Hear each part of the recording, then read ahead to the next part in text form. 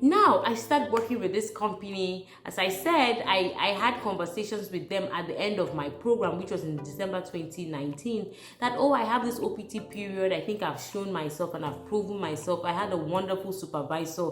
And so it wasn't really hard. I believe I had really proven myself to the extent where the company felt like, oh, sure, you can do your 1-year OPT with me, with us. So we have that conversation. They agree. And now let's talk about this. Let's talk about 2020, because that's when COVID happened. And that was a very hard time for me. But God sent me something very special in 2020, which I wouldn't talk. Maybe, I don't know if I should talk about it, but God sent me someone very special in 2020 that God used to encourage me through it all. So 2020 was the year that I prepared for my bar exam and wrote it in February. 2020 was when COVID hit. I was also still working for the software company during that time, but then it became more of a remote situation. But God was faithful. I didn't get ill. I wasn't sick, but it was harder to get a job. And it was harder to have a conversation. Now, if you know anything about being an LLM student, as I've said, you have the 1-year OPT. But that 1-year OPT is not just to lounge if you plan on being in the US longer. The 1-year OPT is typically for you to find a company that is going to sponsor you. H1-B lottery is called, right? Which for me, I really don't like that, right? I really I'm sorry, I don't know why I just did that, but I really do not like the H1-B lottery. But while in the US, you have to do things the US way. But that 1 year for me was stressful because a lot of companies started shutting their doors. Like, that was the impression I had. So correct me if you feel like I'm wrong, but that was the impression that I had. A lot of folks started shutting their doors because of COVID. There was less employment. They were even laying off at the company that I was. Right? And so I was just praying, God, please, I can't be laid off now. This is COVID. Like, it's even hard for me to get into another company. Talk of say, like how can I be laid off at this point? Anyway, but the whole point is, even though I had a job, I had to find a way to secure a company that will sponsor and file for me, so that I get on the H1-B lottery. So the H1-B lottery gives you the H1-B visa if you're picked. So the fact that the company has agreed to sponsor you does not mean that you get picked. It does not mean that it works out. It's a lottery process, right? And so for me, my goal during that 1 year was to find a company that would hire me, and then file and for me, right? Try to sponsor me, and hopefully I would get the H1-B lottery. And through all this, it was difficult because there was COVID. I hadn't gotten my result for the bar yet, right? So I wrote in the bar in February, I believe, and then got my results sometime in April and May. Then I really finished the entire process of becoming an attorney maybe sometime in June, right? And so that meant I also did not have a lot of time because I was still looking for a company. The company I was with had not told me that, oh, we're going to file for you, because as I said, a lot of companies were closing their doors, and it was very difficult. It was a dark time. I have to be honest, it was darker because there was an option. There was an option that, like, in my opinion, I don't believe it's an option folks should take. But there was an option of me being told, hey, you could now, this is a tad uncomfortable, but I would say the truth. There was the option of saying, oh, we should get married for papers, which I know is illegal and I never did. Right? But there was that option, right? And it kept playing. Sometimes it made me look like a fool because it looked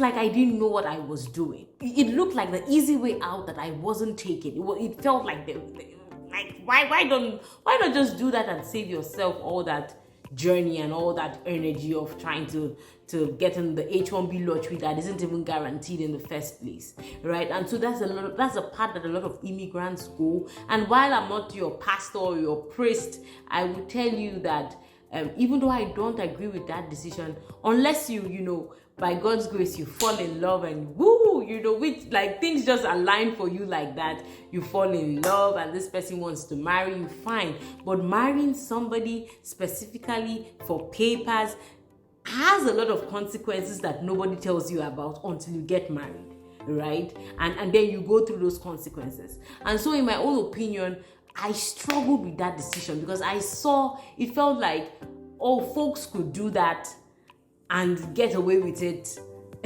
And while I was there struggling, trying to get a job, trying to apply, trying to figure things out during COVID.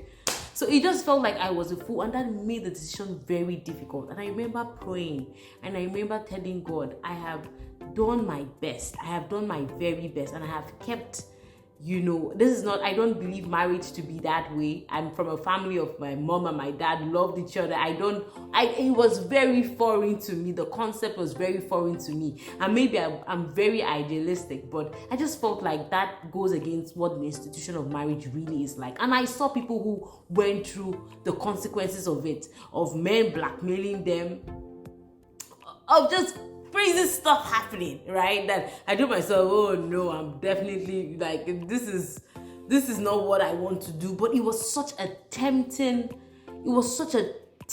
option, because even folks you loved and cared about told you, like, what are you doing? Do this. Like, I did this person did this person did this. And people who did this and got it so quickly, right? And so for me, that made 2020 harder. That made 2021 even harder. Like, I'm going to talk about 2021.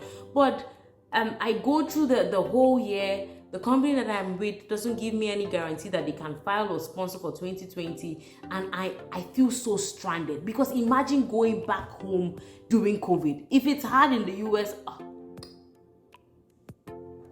I told myself, it's not going to be easy going back to Nigeria. Right? It's not going to be easy going back to Nigeria and trying to find a job during COVID. I told myself, no, this can't happen. So I kept working on it and I kept applying, but I had people who encouraged me, right? And so this is what I want to talk about.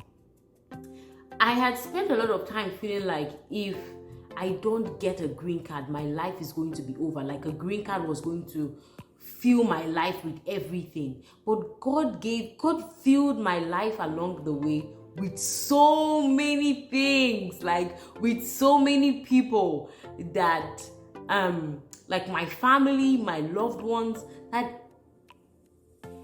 it didn't like God. I don't even know how to say it. I'm sorry, guys. It looks like I'm just blabbing, but God filled my life so much, right, that I learned along the way that it's not really about the destination.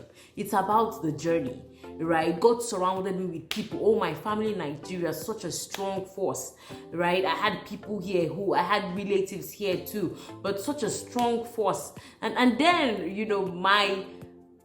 I started dating, who is the guy I'm now married to. His name is Joshua. But he was such an encourager for me, and I feel like that God used him to really like carry me through the process, right? Because he was such an encourager and he was really there for me through the thick and the thin. And even when I was struggling with the dilemma of this is what I know to be right, but it does not look like I have the option to do the right thing here. Like, I felt so stranded. And I want to say something, right? You always have the option to do the right thing. Sometimes it's gray, right? Maybe, but you can choose to write your own story. And in my opinion, your faith in God will allow you to choose your own story and write it. So everybody told me, this is the only way to stay in this country. You need to marry for papers. That's it, straight up. This is the only way to stay in this country. If you don't do it this way, pack your bags and go, right? But my faith in God allowed me to write my own story. My faith and belief in God allowed me to create a story that I believe is unique, and to God be all the glory. So in 2020, as we are nearing the end of 2020, Ijoma is going into full panic mode. No job. I had interviewed with a couple of companies, all failed, all rejected for one reason or the other, either because I was my gosh, I don't even know where to start from. But by the end of the year, God does something fantastic for me. And at the end of 2020, December 20, I started working for this non-profit organization that God really uses, right? So at this time, I'm done with school. December 2020, I'm obviously done with school. I'm obviously done with my OPT period, but I have no sponsorship. So how the heck am I going to work for a company, right? How the heck am I going to work for this non-profit organization? Because you need work authorization, else you're illegal, and that non-profit can't employ you, right? So I do some research, boom, boom, boom, here, and then I realized, okay, I can get back into school. So I go back into a community college, right, where I'm learning taking some extra law classes, some law and business classes, which give me the opportunity to pursue to get a CPT. I get back into school, as you know, which gives me the opportunity to get a CPT authorization and work for this non-profit organization. And I have to be honest, I believe this non-profit organization was God sent to me. God used them to bless me because they agreed to file and sponsor me. But as I said, that's not all that there is to it. That a company or that an organization has agreed to file for you does not mean that it's going to go through, because it's a lottery process. But I was so sure, right? I had told myself, if God will be so kind as for me to find a company that would agree to sponsor me, then I believe that God will definitely give me the H1-B visa. Yeah, right. Right? But anyway, I just want to really stop here and say, at every point where it felt like I was at the edge of a cliff, at every point where it felt like, oh my gosh, I was getting to the end of the year, my work like this is in 2020, I was getting to the end of the year, my work authorization, oh my gosh, God came through. Like, it wasn't even a company, it was a non-profit organization that agreed to sponsor me because they saw my value. It was amazing, it was fantastic. And they gave me, it was such an amazing opportunity for me to work as a lawyer, right? Do some business law along the way, advise businesses. It was an amazing opportunity, right? And God did this, and they were open to sponsoring me. I couldn't believe it, guys. I really couldn't believe it. But that was not the only thing, right? Because I was a student and on CPT at the time, I couldn't even work full time. I started the organization, and even though they are looking for a full-time attorney, because I'm on CPT, I couldn't work full time. Right, I had to work part-time. I think my authorization was only for 20 hours a week, but for some reason, concessions were made for me. God opened that door. I mean, I found favor in their sight, guys. Literally, I found favor in their sight, and it was very different, because this was not what I was expecting, right? I had applied to a couple of companies that I thought, would definitely sponsor me, but they didn't. So now we're applying for the H1-B, and I'm like, oh yes, I'm definitely going to get it. I'm going to get it, because the same God that allowed me to get this company would not bring me this far to leave me. And I want to say something, and just for anybody going through stuff, it might not really be immigration. If it's immigration, fine, but it might not be. God may disappoint you, but God will never fail you, right? God may disappoint you. He might not do it the way you want him to do it, but trust me, God will never, ever, ever fail you, right? So if you're going through something and you just feel like, God, this is not how I saw it playing out, trust me, it's because he has something better. And I used to always be that person that was afraid of God's will and God doing his thing, because I felt like, oh my gosh, God is, when you're a kid and they say, oh, pray for God's will. I was like, no, I'm not praying for God's will. I have my own plans. Because I was thinking, before God will put me on some missionary journey or send me to the end of the world to go and preach the gospel. Right? But for the first time in my life, I was at this point where I was so sure that I was going to get the H1-B. And I'm sure you know how the story ends. Your girl does not get the H1-B lottery. She doesn't get it. Like, she's not even picked. So your girl starts running crazy. My brain is going like, I couldn't believe it.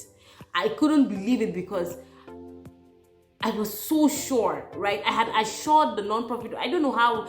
It's not like I had assured them, but I was so sure that this was going to happen that, we're all pretty relaxed. And I don't know why we were so sure. I was so sure. But I just felt like, God, this is it. You're going to do it for me this way.